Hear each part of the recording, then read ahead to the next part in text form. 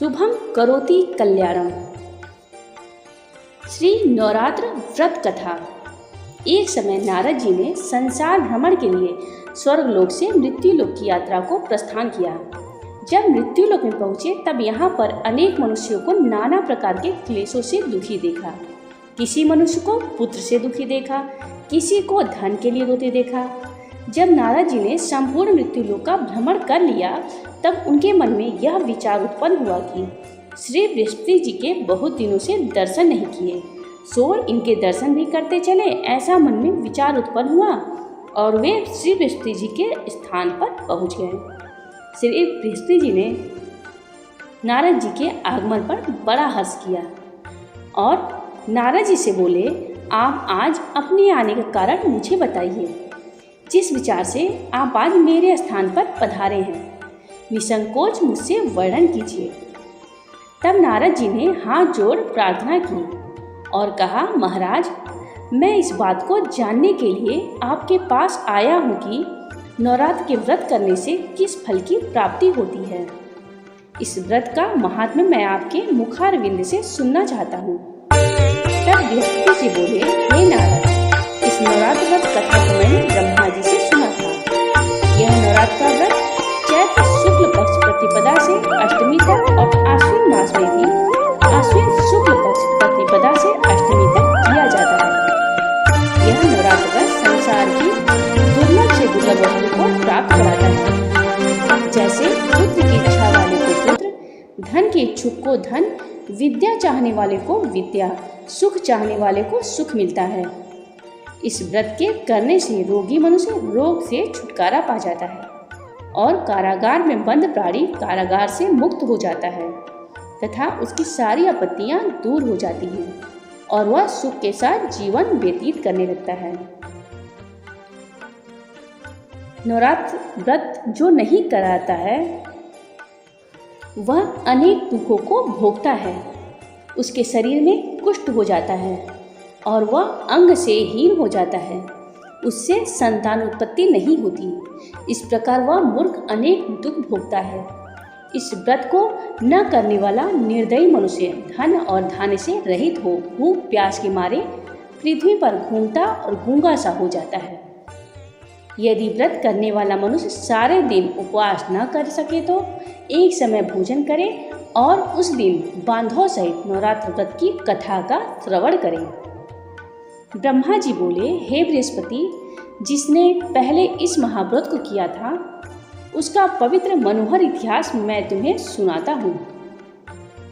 ध्यान से सुनो। इस प्रकार ब्रह्मा जी का वचन सुनकर बृहस्पति जी बोले, हे ब्रह्मन, मनुष्यों का कल्याण करने वाले इस व्रत के इतिहास को मेरे लिए कहिए। मैं ध्यान से सुन रहा हूँ। आपकी शरण में आए हुए मुझ पर कृपा करें।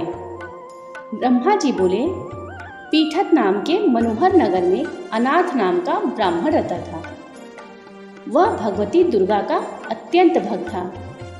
उसके संपूर्ण सद्गुणों से युक्त मानो ब्रह्मा के सबसे पहले की रचना हो ऐसी यथार्थ गुण वाली सुमति नाम की एक अत्यंत सुंदरी पुत्री पैदा हुई। वह कन्या सुमति अपने पिता के घर बालकपन में अपनी सहेलियों के साथ क्रीड़ा करती हुई इस प्रकार बढ़ने लगी जैसे शुक्ल पक्ष में चंद्रमा की कला बढ़ती है।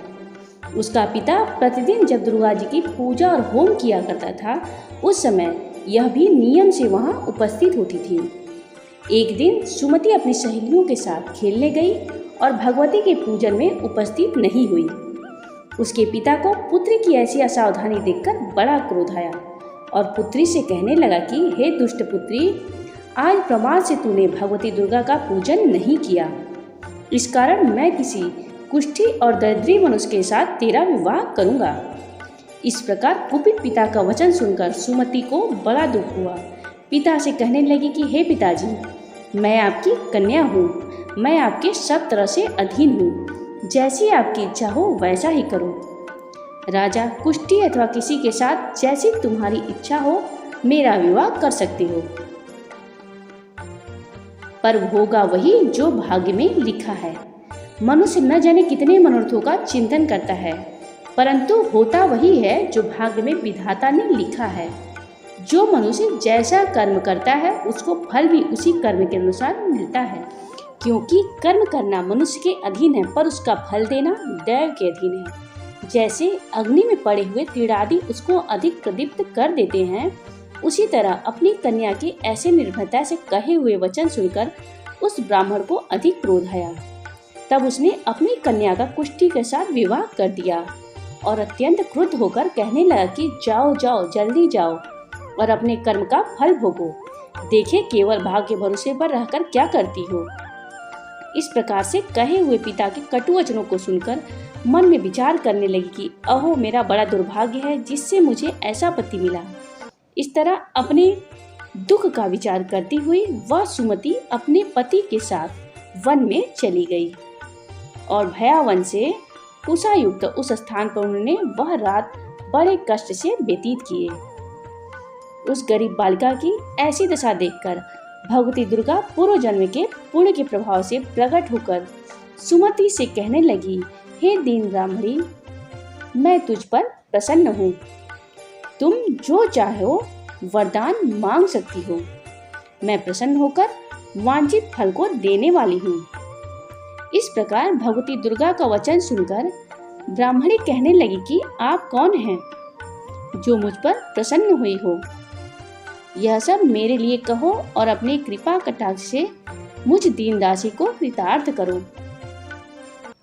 ऐसा ब्राह्मणी का वचन सुनकर देवी कहने लगी कि मैं आदि शक्ति हूँ और मैं ही ब्रह्मा विद्या व स्वस्ति हूँ।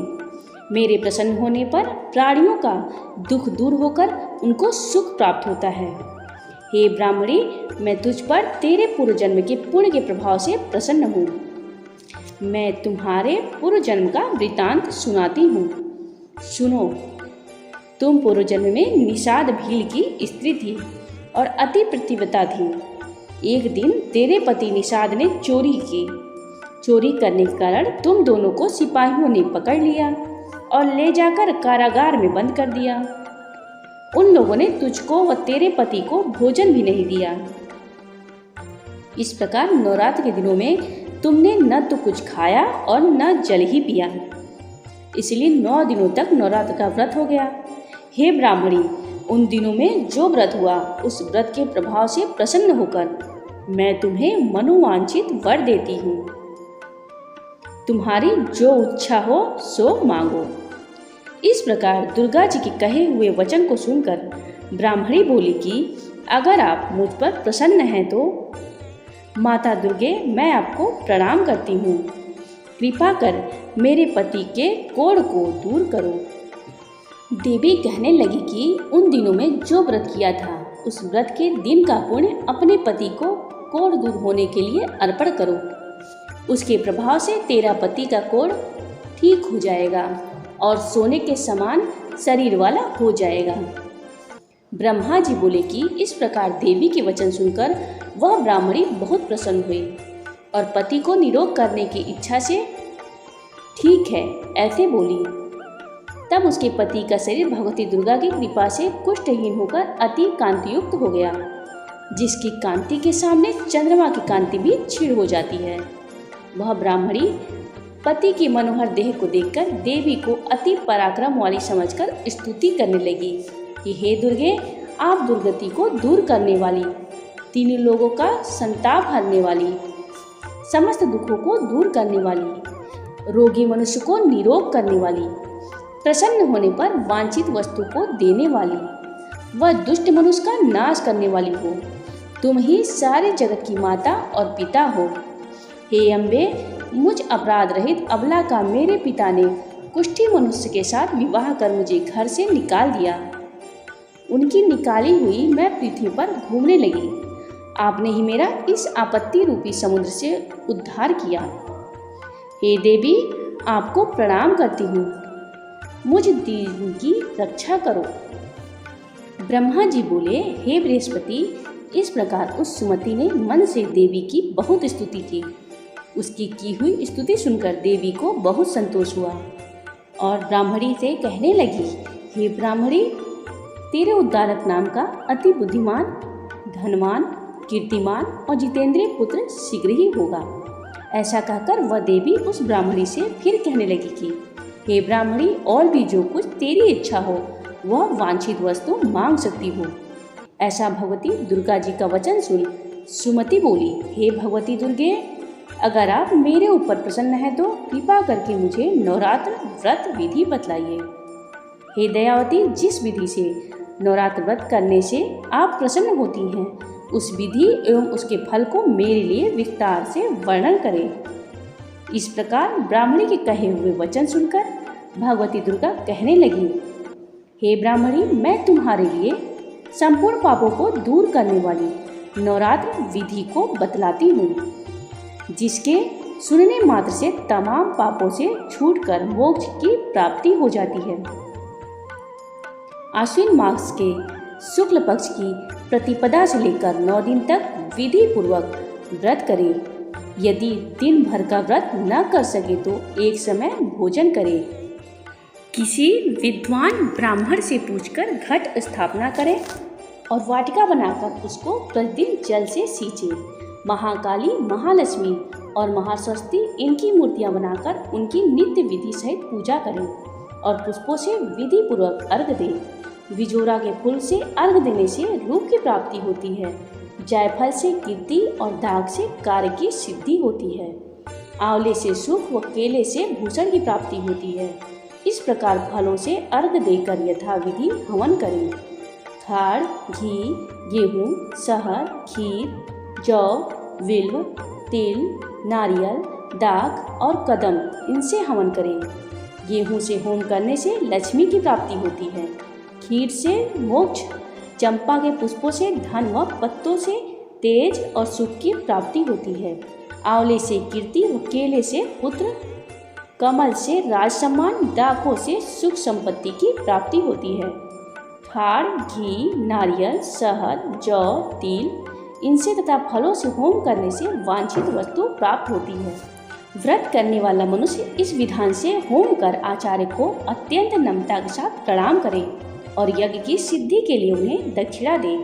इस महाव्रत को पहले बताई हुई विधि के अनुसार जो कोई करता है उसके सब मनोरथ सिद्ध हो जाते हैं। इसमें तनिक भी संशय नहीं है। इन 9 दिनों में जो कुछ दान आदि दिया जाता है उसका करोड़ों गुना फल मिलता है। हे ब्राह्मणी, इस संपूर्ण कामनाओं को पूर्ण करने वाले उत्तम व्रत को हे मंदिर इस प्रकार में विधि के अनुसार व्रत की विधि और फल बतला जी बोले। दुर्गा अंतर्ध्यान हो गई। जो मनुष्य या स्त्री इस व्रत को भक्ति पूर्वक करता है वह इस लोक में सुख पाकर अंत में दुर्लभ मोक्ष को प्राप्त करता है। हे बृहस्पति, इस दुर्लभ व्रत का महात्म्य मैंने तुम्हारे लिए बतलाया है। ऐसे ब्रह्मा जी के वचन सुनकर बृहस्पति जी आनंद के कारण रोमांचित हो गए और ब्रह्मा जी से कहने लगे कि हे ब्रह्मन, आपने मुझ पर अति कृपा की जो अमृत के समान इस नवरात्र व्रत का महात्म्य सुनाया। हे प्रभु, आपके बिना और कौन इस महात्म्य को सुना सकता है। ऐसे बृहस्पति जी के वचन को सुनकर ब्रह्मा जी बोले कि हे बृहस्पति, तुमने सब प्राणियों का हित करने वाला इस अलौकिक व्रत को पूछा, इसलिए तुम धन्य हो। यह भगवती महाशक्ति लोकों का पालन करती है। इस महादेवी को कौन जान सकता है। कलश स्थापना विधि। शुद्ध मिट्टी लाकर उसे कूटकर बिछाएं, फिर उसमें जौ मिलाएं। कलश धोकर जल भरकर विधिवत स्थापित करें। कलश पर दीपक जलाएं या लाल कपड़े में लपेटकर नारियल रखें। फिर दुर्गा जी का चित्र या प्रतिमा दुर्गा जी के यंत्र की स्थापना करें। फिर विधि विधान से पंचोपचार से पूजन कर व्रत के पूरे नवरात्र भर नित्य पाठ पूजन आरती करें। व्रतोपरांत अष्टमी या नवमी को हवन करें या कराएं। यदि कलश स्थापना, यंत्र स्थापना तथा देवी स्थापना स्वयं न कर सके तो प्रतिपदा के दिन किसी योग्य ब्राह्मण से करा लें। फिर नवरात्र व्रत पूजन पाठ आरती हवन आदि करें।